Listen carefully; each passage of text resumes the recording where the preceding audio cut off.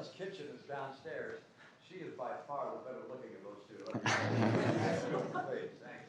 Okay, well, good afternoon, and welcome to today's forum. My name is Arden Cook. I'm a student forum host here at the Hinckley Institute. The Hinckley Institute of Politics is a nonpartisan institute at the University of Utah. The Hinckley provides an array of transformative experiences for students through internships, forums, and classes. Hinckley forums seek to foster public discourse and civil debate on the most current and pressing issues, bringing in local, national, and international thought leaders. Today's conversation with Senator Mitt Romney is the fifth of the 2024 Sutherland Congressional Series. This series facilitates civic engagement and civil dialogue as our delegation members speak on a range of critical issues. Constituent engagement matters now more than ever, and these events offer unique, uninterrupted presentations that inform and educate. We want to thank the Sutherland Institute for their partnership on this event, as well as the Senator for taking time to speak with our campus community. Today's conversation will be moderated by Rick Larson, the President and CEO of the Sutherland Institute. I will turn it over to him to get started. Thank you. Thank you. Thank you. Thanks, And Rick. welcome, Senator. Yeah, thank you.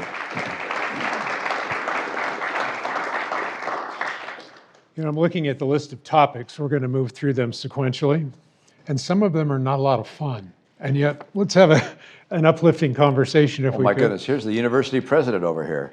And, My goodness. I've got a guest that I need to come sit down next to me. Is that okay? Come on. Yeah, we've been trying to Look at that. encourage him to come forward. President, nice to see you. Thank you. I gotta learn something today. I can't believe he came in here and flashed us. Let the record show. Yeah, not the first time. I can't believe you could fit in that seat. That's pretty impressive. You comfortable? Okay, Rick. Good. Here we go. You get asked questions? Or Here we go. I'm All going to right. ask you a few Well, questions. we're going to let these guys ask questions too, if you'd We like. definitely will. Yeah. As we discuss and you have questions, make a note, mental or otherwise, and we'll leave a little time for Q&A at the end, all right? Let's start with one lighthearted issue, national security. So if we peruse your website, you see a very full and still active legislative body of work. You've done an incredible number of things in your time in the Senate, and you still are. And you note that a number of them have something to do with China. I noticed the TIDES Act, the Strategic Act of 2024, the Critical Minerals Task Force Act. You've really shown some amazing instincts, almost prescience on international affairs. What do you see coming out of China? What is their plan?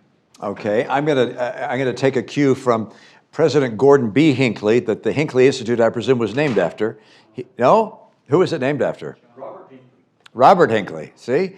So he was being interviewed on 60 Minutes, and they asked him a question, and the questioner said, "You didn't respond to my question." He said, "You get to ask the questions you want. I get to give the answers I want." All right.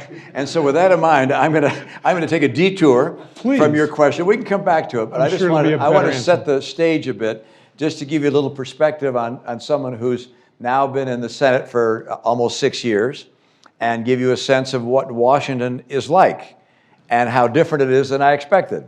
And to do that, I'm going to step back and tell you something from my youth. When I was a kid in Detroit, Michigan, there were 4 television stations, 9, 7, 4, and 2. 9 was from Canada. And on Saturday, you could watch curling. That was not one of my favorites. But 7 was a Detroit broadcaster that had professional wrestling, which I watched with some interest. And at some point, my brother said to me, "You know, that's all fake." And I said, what do you mean? And he said, "Well, they don't really hurt each other." And it's like, no, I understand they don't hurt each other, but it's like they're performing. And if you've ever seen professional wrestling, it's a performance, all right? You throw the opponent, you beforehand, you talk about how you're going to kill them and you're going to do this to them and break their arm and leg. There's all this going on, but it's all performance. That's the closest parallel I could come up with for Washington imaginable, which is most of what goes on in Washington is performance. People who act like they can't stand each other, but actually are just performing. And it's different than it used to be, because people used to go to Washington to debate, create policy, do things that made a difference for the country. But it seems like we're getting more and more people who are there to perform. And the better you perform and the more outrageous the things are that you say, the more followers you get.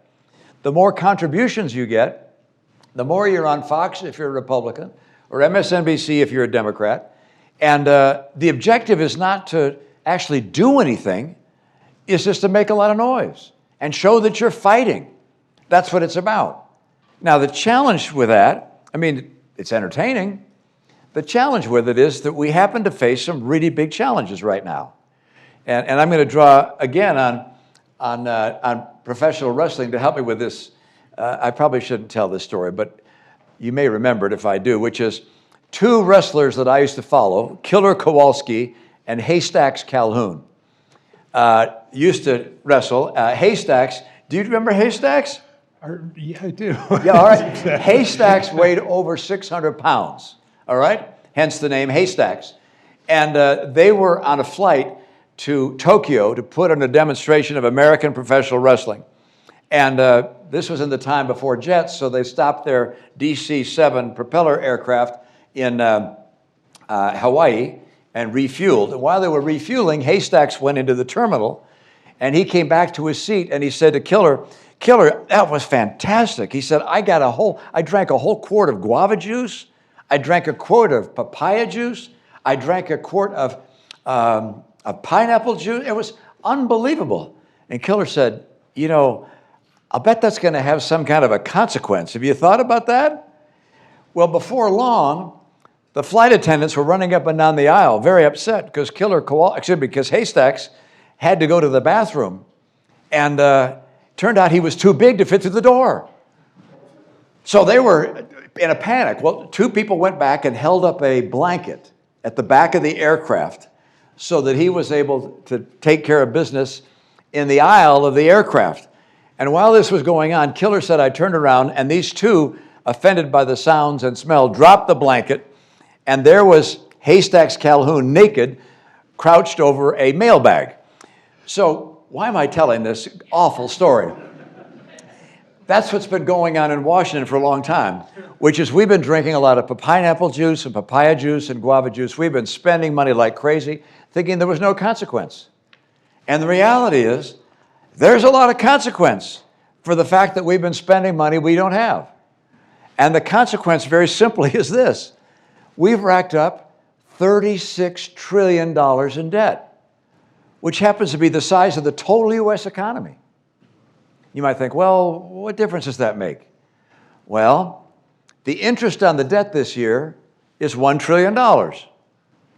If we didn't have to pay that $1 trillion in interest, we could buy 4 times as much military hardware as we are. 4 times as many ships, aircraft, howitzers, weapons, and so forth. No one would question America's strength in that setting. Or we could double Social Security payments. Every senior could get checks twice as large if we didn't have to pay $1 trillion in interest. That's what's happened. So we get some big challenges, and all this performance by the, if you will, the professional wrestlers has kept us from dealing with the debt that we have. And it keeps going up and up and up. And interest is going to keep going up, and you will pay it all of your lives. We're going to be dead. We're not paying it off. You guys get to pay that interest forever. And then there are other challenges. AI is another challenge. We haven't dealt with AI. It's changing the world. We haven't dealt with that. Climate change, we talk about it, but no one's really doing anything that would change the trajectory of CO2 emissions in the planet. And then finally, the topic you raised, which is China and the authoritarians. They're succeeding, and we're kind of in retreat. And we really don't have a strategy to deal with them. So your question was, what are they going to do? Well, they're going to keep doing what they're doing, which is dominating one industry after another, putting Western businesses out of business, taking the cash from that to build in a military that will be far larger than ours. They buy more military hardware every year than we do. And they will continue to expand with the intent. They've said what their intent is. 2049, they say they will be the world's superpower, economic superpower, military superpower, and geopolitical superpower. They will dominate the world. So a world where instead of the West and the U.S. being the leader of the world, would be a world where China is. And they're on track to do that. And we're sitting back as a group of performers in Washington making noise and not doing anything effective about it. So I hope I've gotten you curious, and we can talk about potential solutions as we go on. So now sorry, Rick. Sorry for that great, long, boring introduction. I love the introduction, and now I've got to wander off script because you brought up things that I'm looking at kind of what would be the median age in this room. And if I do my job, I'm going to try to ask questions that may be on your mind. So one question I have to ask when you describe this and the performative nature of Congress, there's no better term than that. And it might be worth just explaining for those who haven't read Yuval Levin, these institutions, like Congress, used to form our behavior. We used to behave a certain way because we were a member of a family, a member of a community, of a congregation, of Congress. But rather than behave and form, we now perform. That's what you're describing. Yeah. So one question I still have at my advanced age, how do you ever put a stop to this and steer it back the other way? Because people ask me all the time, I don't know who to vote for. I don't want either of the candidates in any particular race. There's no one running who represents me. So where do we turn the tide on this performative culture? Yeah, at some point, other nations that have faced similar circumstances have readjusted and realigned. And what are the circumstances that allowed that to happen? Go back to Rome or go back to Great Britain at the beginning of the Second World War. A great leader stood up and brought people together. It's amazing what a leader is able to do. A president of the country, a leader of a university, a leader of a church. Leadership has an enormous impact. That's been one of the lessons I've learned throughout my life. So Winston Churchill, without Winston Churchill, Germany would have taken over Europe, in my opinion. Leaders like Lincoln. Our country had a civil war, 600,000 Americans killed. The nation had been torn apart. He's sworn in at his second inauguration. And what does he say? He doesn't say, it's time to get even with those Southern SOBs. Let's go get them. He says, with malice toward none and charity for all, set a whole tone for the country. All right? We're going to come together. That's leadership. And so we have had, at critical times in American history, an extraordinary leader who stood forward and brought us together. So one is, you hope for that kind of leader. I don't see that immediately on the horizon, but my guess is people looking at Abraham Lincoln didn't think he had it in him either. So we'll see what develops. The second way that things reorient is if there's a crisis of some kind. I think on this debt front, that at some point our debt's going to get so large that people will stop loaning us money. Or they'll say, I want higher interest rates because I don't think you're going to pay me back with money worth anything. And all of a sudden, instead of $1 trillion, we'll be spending $2 trillion. And we'll have, if you will, an economic collapse in our country. That will change things. So crisis sometimes causes things to be reoriented. But there's one more. Former Governor Mike Leavitt said to me, you need to read a book called Age of Acrimony. Age of Acrimony.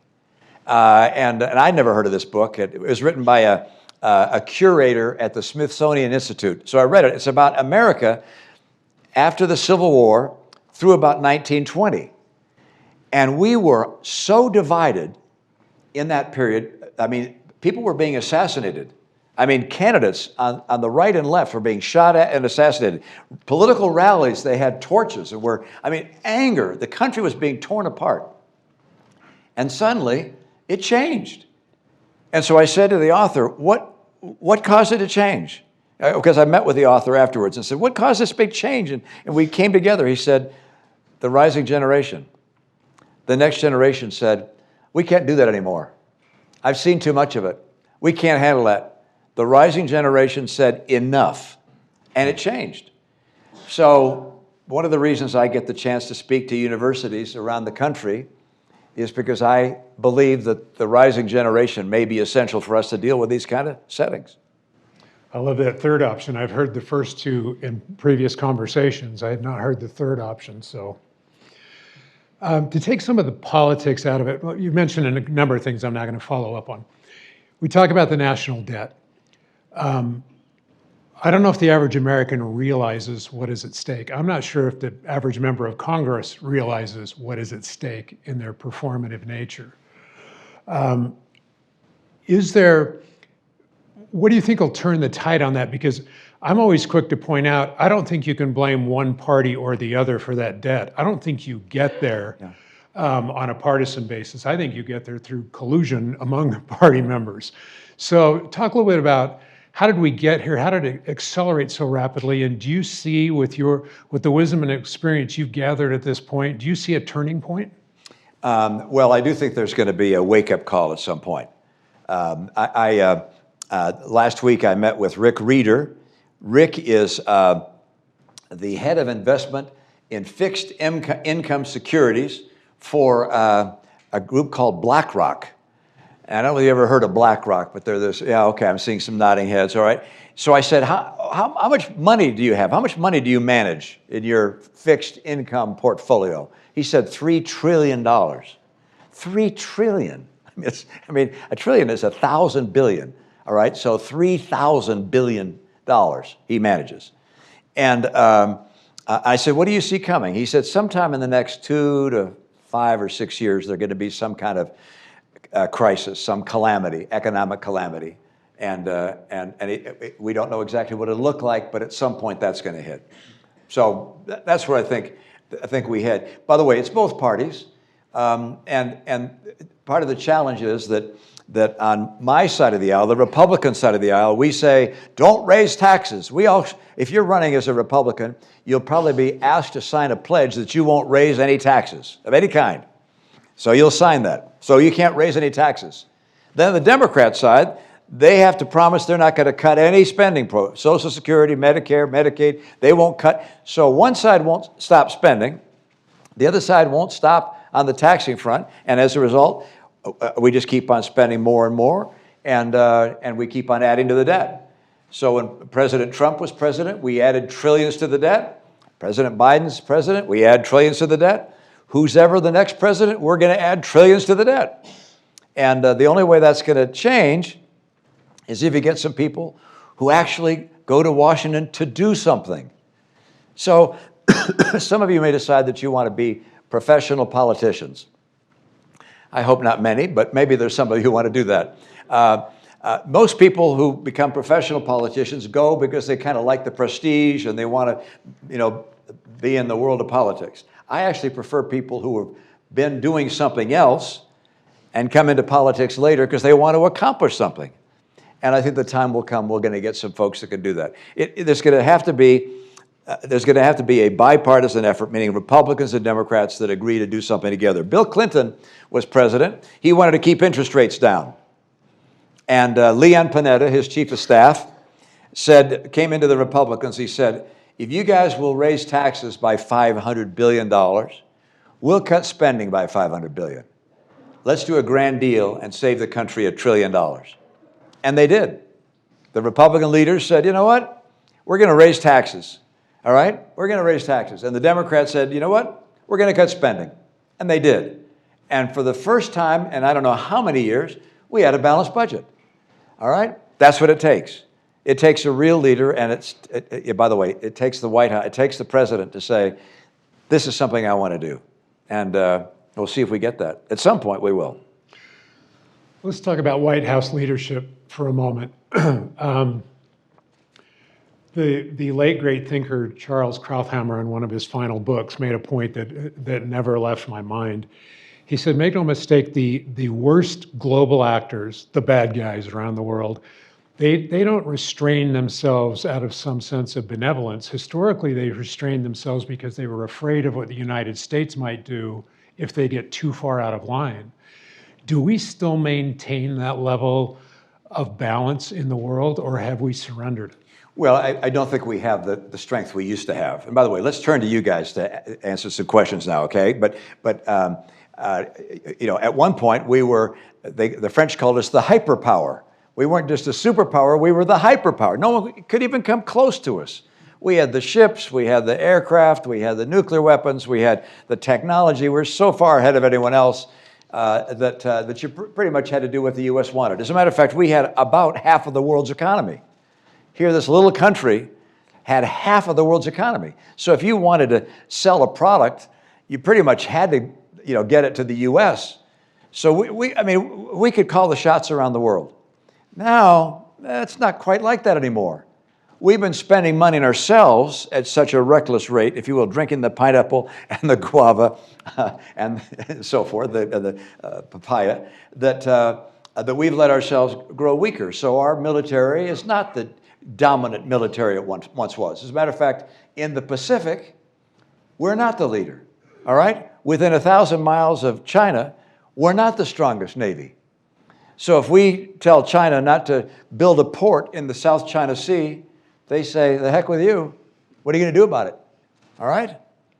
So, 50 years ago, that would have never crossed their minds. Now, they're building ships faster than we are. They can build a ship. By the way, their cost of building is 1/20th ours. All right? We make sure that we have union rules, and we build ships very carefully, and we can build. We're way, way, way behind in terms of our ships and our submarines. You know how many submarines we're able to build a year? Just over one a year. And they're building multiples of that. So people are not afraid of us militarily as they once were. Economically, our economy has gone from half to about a quarter of the world's economy. So, you can make a living by going to other places than just the U.S. So we don't have the kind of sway we used to. Look at some of the international bodies, whether it's the WHO or the United Nations and so forth. It's we're not the only player. Right. So this change in balance manifests in a lot of ways. One of the ways it's manifesting itself is in election interference. Mm-hmm. Is it your view that foreign governments are actually lobbying to get certain people in office, or is just spreading doubt about the process the main goal? We've been briefed on this by our agencies, the intelligence agencies, as to what they're seeing from various countries. So China, interestingly, is of the view that discord and disunity is the best strategy. So they are using their bots and social media in particular just to spread anger, rumors, conspiracy theories, and get Americans to dislike Americans and to lose trust in democracy. That's what they're doing. And they don't really know who to bet on to be the next president. They're not trying to push for one or the other. The Russians, however, are pushing for President Trump. They're working very hard to try and put in place, through their social media system, support for President Trump. The Iranians, on the other hand, are working for Kamala Harris. They think she would be a better bet. So they're pushing hard with their social media to support her. The Russians are far more advanced and far more extensive than are the Iranians at this point. The Chinese are trying to catch up, but all of that is going on largely through disinformation in social media.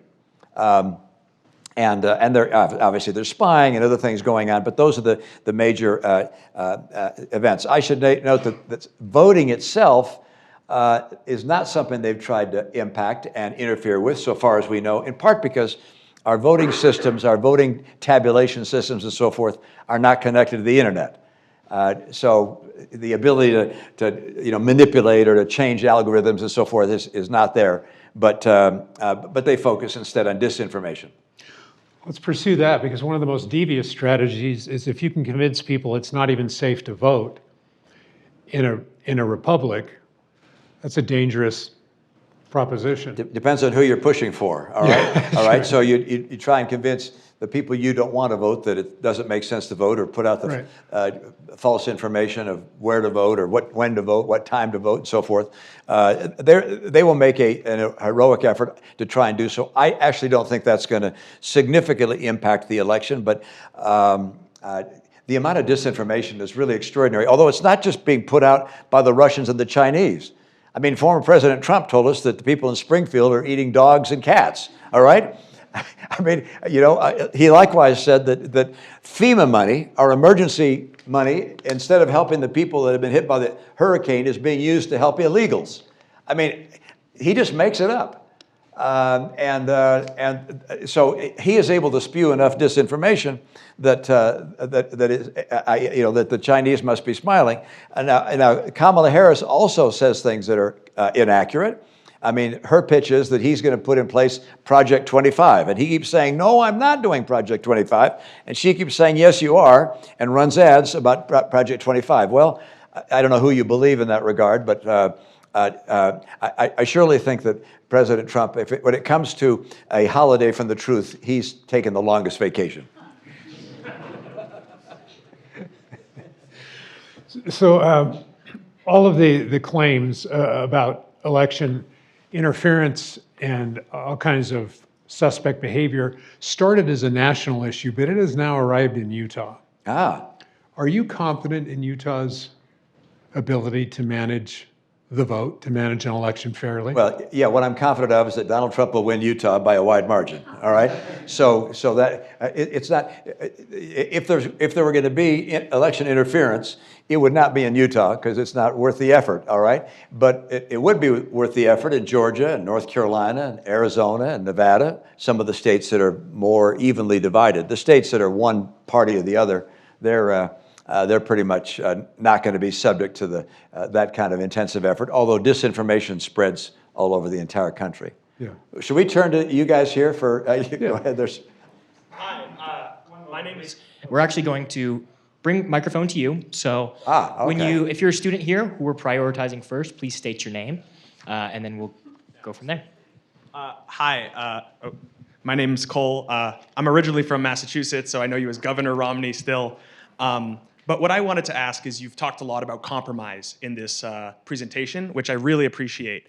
And you've said in the past that you will not be voting for former President Trump in this upcoming election. But you've also not taken the plunge, so to speak, the way other conservatives have, like Liz Cheney. And my question is, what's stopping you from getting to the point where you'll say you'll vote for Kamala Harris and, endorse her the way that Liz Cheney has? Yeah, I made it very clear that I don't want Donald Trump to be the next president of the United States, and you're going to have to do the very difficult calculation of what that would mean. All right,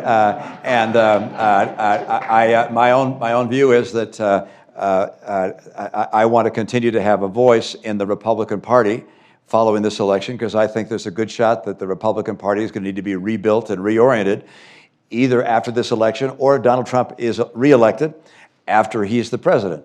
And believe I will have more influence in the party by virtue of saying it as I've said it. So I'm not planning on changing the way I've described it, but shouldn't be terribly hard. Given the fact that I voted twice to convict him in the impeachment trials, which would have prevented him from actually running again, I think where I stand on Donald Trump is pretty clear. Yeah. Should we All right, we have a over here? question There's back. a young lady way down here. All right, we're going to come up here, and then we'll return Good, we back got to the- here. I see the University of Utah sweatshirt. Congratulations. Hi. So we got to rep the U. Yeah. Hi, my name is Deanne Bahati. I recently just finished up my fellowship with the governor of Utah, and I am really interested in voting in policy. So I've started a student club to get people encouraged to vote and to keep people informed about the polls. And my question is, what advice do you have for students as we prepare for the elections and for students who are thinking of not voting because of how iffy things have been in the political arena? Yeah, I mean, different people have different reasons for deciding to vote and not vote. I mean, if you do the calculation, one vote probably won't make the difference. So why do we vote? All right? And so everyone goes through that calculation. One is because, I just feel good about showing my support of democracy in our country, and I want to be there and be part of it. All right? That's for some people. For me, it's a little different than that. For me, the vote was won at extraordinary cost. And by that I mean a lot of people lost their lives or have been permanently maimed by virtue of fighting for our freedom, maintaining our freedom, preserving it today. There is enormous blood that's been shed to create the opportunity for me to vote. And I take that seriously. And I vote, in some respect, in honor of those that made my vote possible. So that's what motivates me to vote. Now I know intellectually there may be some votes where my vote will make the difference, because sometimes it comes down to, these days it comes down to very small numbers. And in some races, I don't think the presidential race will come down to 1 or 2 votes. But there may be, there'll be counties that will, and maybe states will come down to a few votes, and on the presidential front, but certainly on the Senate front, House members, By the way, in terms of getting things done, you talk about compromise and working on a compromise basis, getting things done. If one party gets the House, the Senate, and the White House, they can pretty much do whatever they want on taxing and spending. All right, because the rules are such that if you get all three, you're able to do anything you want. All right, so that's a little frightening, but that's the possibility of one side or the other. But if that's not the case, if there's divided government, one of the three is not in the same party, then you have to work with the other colleagues to get something done. And so the last 6 years I've been there, we've had divided government. And how do we get anything done?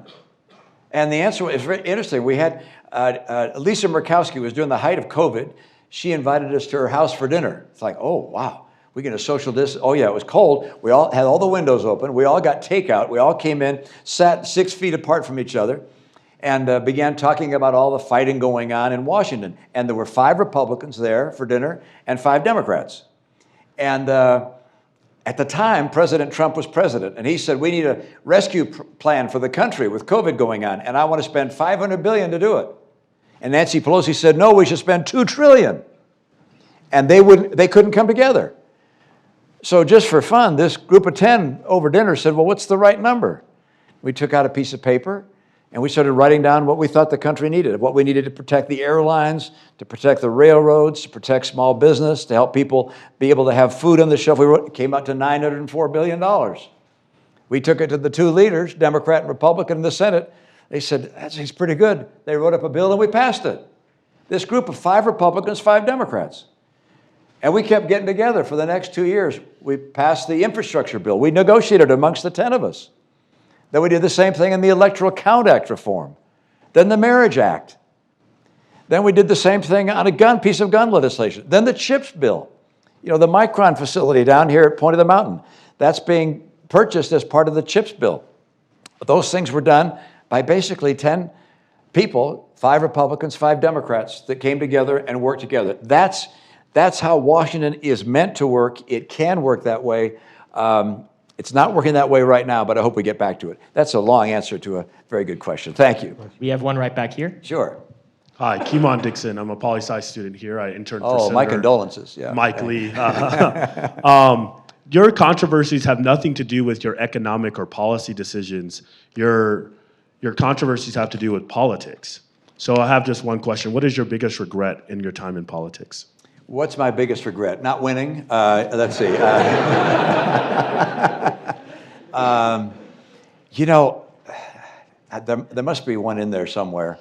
The reality is that my regrets would have to go back to a long time ago, running against Ted Kennedy. In 1994, believe it or not, I ran against Ted Kennedy. Now, I knew that I was going to lose that race. All right? The likelihood that a Mormon millionaire male was going to beat Ted Kennedy in Massachusetts was close to 0, if not 0. All right, and but I tried too hard, and in my opinion, I trying to do better. I pushed some policies that, looking back, didn't fit me as well as they should have, and I regret that. When I decided to run for governor a few years later in 2003, I said, I'm not going to do anything I regret anymore. And when I ran for president, I'm going to only accept policies, and same thing as a senator, that I think are right. I mean, for instance, this vote about whether or not to convict Donald Trump for president, I knew that voting to convict him would mean a world of hurt, all right? And it's like, yeah, but I have to sleep with my conscience. And I can tell you, having had the experience of a lifetime, just do what you believe is right. And you may be wrong, but do what you believe is right, and it's a wonderfully relieving decision to make. So I have to be honest, in my term in the Senate and running for president, there's nothing I regret. I mean, it's very strange in that regard, but I don't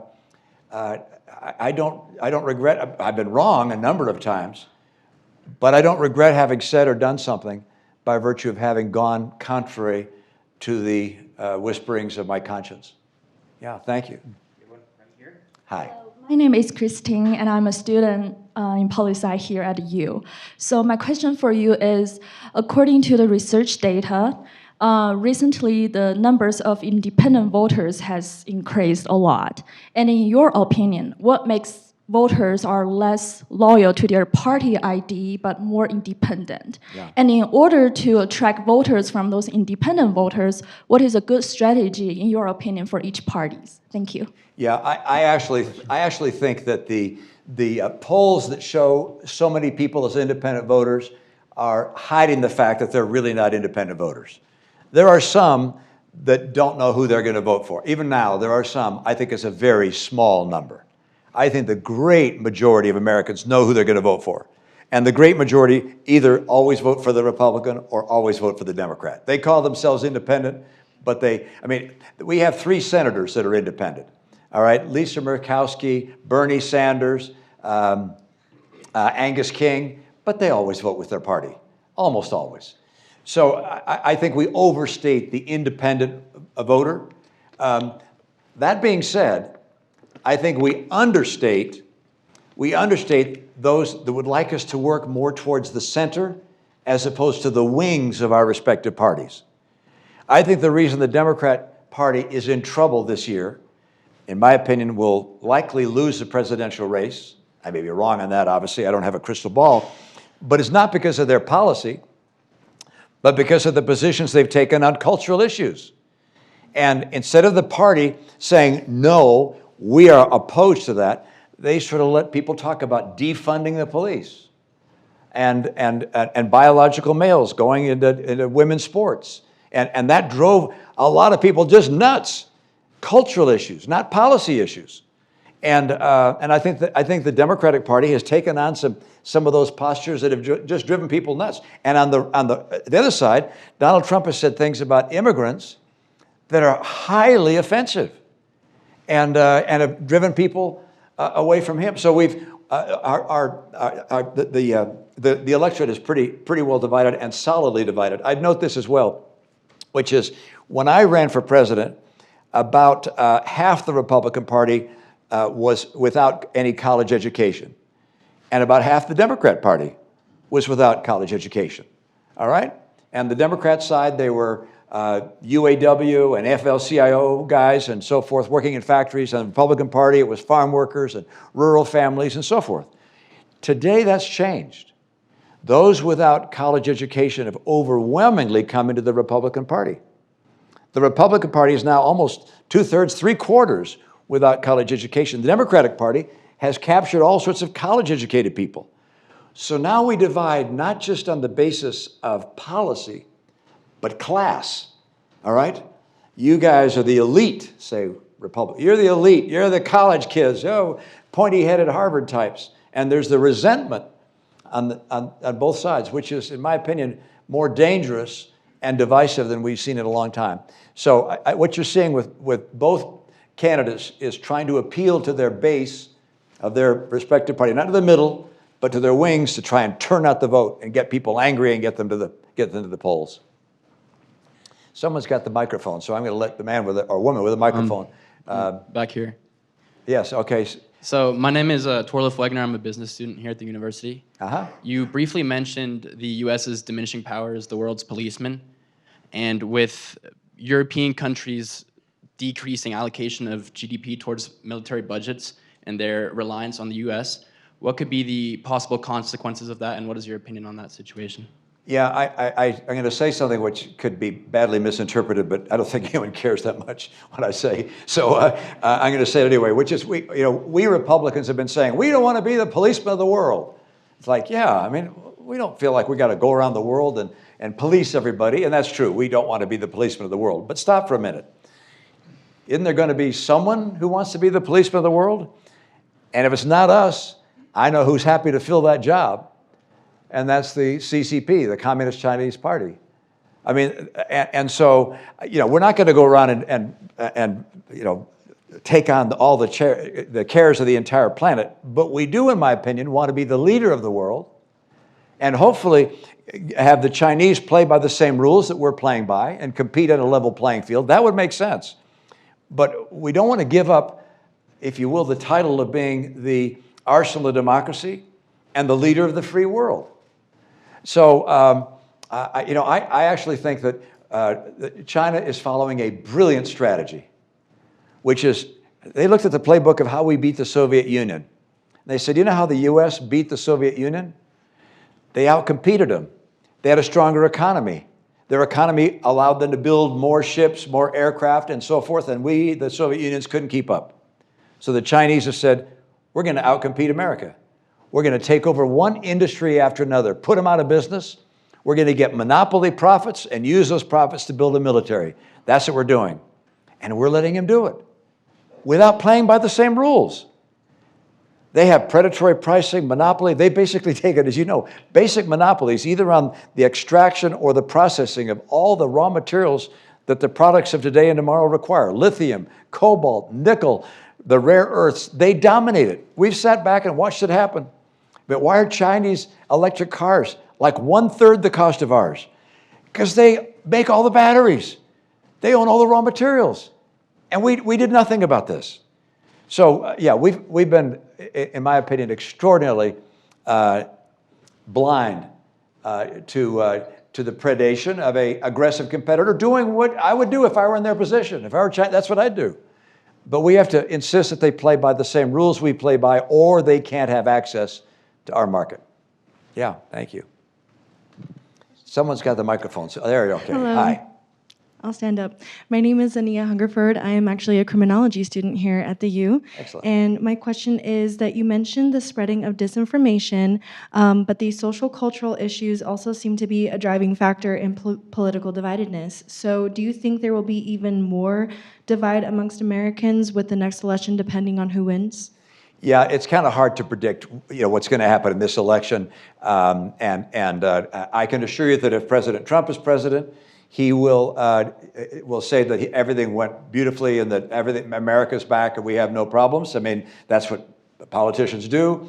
If Kamala Harris is president, why Donald Trump will spend his time saying she's making a mess of the country. It's a disaster. It's the worst it's ever been. I mean, that's what, and we've gone to this hyperbole on both sides, which is frankly not accurate and not helpful in uniting us. I'm going to take a detour and just tell you something that I learned from here, which is people ask me, what was the most fascinating and fulfilling of your careers? I spent my career mostly in business. I didn't get into elected office until I was in my 50s, late 50s. And the most satisfying of my careers was helping to organize the Olympic Winter Games here in Salt Lake in 2002. And people say, well, why was that so unusual? Because I'd done very well in business and I've done okay in politics. And I'll tell you what made it unusual. We had a couple of thousand employees at the Salt Lake Organizing Committee. I was there for 3 years. And we all knew that we were all going to get fired the day the games were over. All right? We were all going to get fired. And guess what that meant? No one cared about who got credit for anything. No one wanted to get promoted because we're all getting fired. No one asked for a raise. Why get a raise? We're all going. So what did that mean? We all just wanted everyone else to be successful. We wanted the games to be successful. We wanted them to be the best Olympics in the history of the world. And if someone's area wasn't doing well, everybody ran to them and said, how can I help? What can I do to help you? No one said, oh, did you see that so-and-so is doing a terrible... No. We just tried to help them. It was fantastic. The amazing things happen when people are fully united. And we were united. And it was so much fun to be part of something where everybody was pulling for one another instead of trying to get ahead of one another. So, I look for a time when, as a nation, we're able to basically come more together. I don't know how that's going to happen. Our media is now, with social media and with the bots from Russia and China trying to tear us apart. I look at X. I used to follow Twitter pretty regularly. I'd check in 2 or 3 times a day to find out what's going on. Now it's so full of disinformation and conspiracy theories and so forth. I've stopped going on X. I'll look at what the reporters from the Times and the Deseret News and the Tribune and Wall Street Journal are saying, but I just can't follow it's just not reliable. So maybe there comes a time when Americans say, I can't deal with that stuff, and we go back to more reliable sources where there are editors and where there are fact checkers. And when that happens, I think we got a shot. Let's take one more question, then I'm gonna let you guys. Our next question is going to be back here. Okay. Hi, my name is Ty Martinez. I'm studying political science, history, and international studies.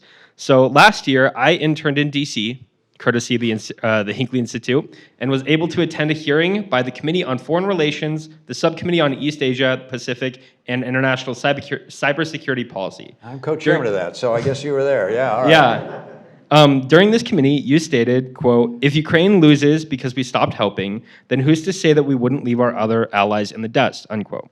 How much of a concern is this for our allies outside of Ukraine, particularly Taiwan, South Korea, the Philippines, etc.? Yeah, you should know that they care, not just the Europeans care. The Poles care a lot. Poles really care because they see what's going to happen, which is if Russia has their way with Ukraine, eventually Russia's going to go into Poland. All right, I don't, whether it's 10 years or 20 years, they'll rebuild their industrial base, but they will go into Poland. And so they care very deeply. But Asians care as well. That's why Japan is sending money to Ukraine. Japan. It's like, why? Well, because they recognize that Russia is China's biggest ally, most powerful ally. And so they don't want to strengthen China's biggest ally. They want them to be able to push back. People say, well, the money that we're sending Ukraine, that's not going to let them win. They can't beat Russia. Well, that may be true, but we want to make sure Russia knows that if they try stuff like this, they're going to get bloodied badly and hurt, and they're going to stop doing it. Because if there's not a consequence to doing bad stuff, they're going to do more of it. So, yeah, I want to continue to support Ukraine and recognize that it has consequence for our friends in Europe, consequence throughout Asia, and for us. We as a nation, we live, do you realize how well America lives relative to the rest of the world? The wealth that we have, the opportunities we have, the freedoms we have, that's in part because we're able to trade with the world. If that gets shut down because China grabs this and Russia grabs that and the world is closed off, we're not going to be as well off. And ultimately, by the way, when you get more powerful than your neighbor, the authoritarians decide to invade their neighbor. And I want to prevent that from happening, so standing up for free nations is, in my opinion, the right thing to do for us. That's why, and by the way, we spend less than 1% of our defense budget on helping Ukraine. And we're helping battle our biggest military adversary, well, one of the two, China, Russia, by doing so. With that, I'm going to just say this, which is I am a believer in the future of America, despite all of our challenges and the dysfunction in Washington and the pro-wrestling that seems to go on in our halls of government, in part because I actually believe that freedom is a very powerful source, that our freedom has allowed us to outcompete anyone in the world, that free people pursuing their dreams, building their enterprises and their technologies and pursuing their life ambitions is what has outcompeted anything else. Authoritarianism has its advantages, but it also has its weaknesses, and freedom works.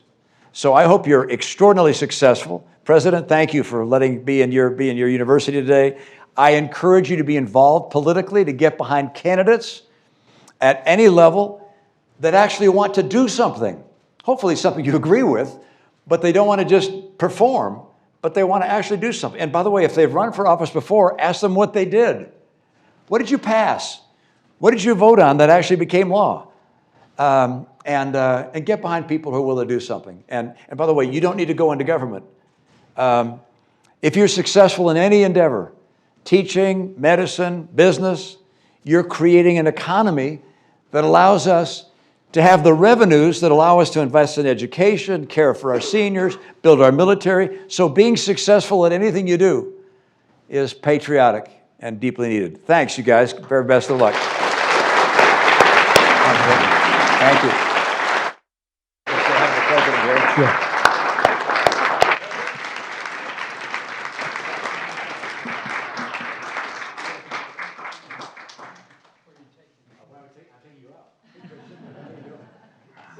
By the way, this is the next generation of gardeners. join us over here. Cam, you got that. All right. Thanks, guys. All right. Thanks, everyone.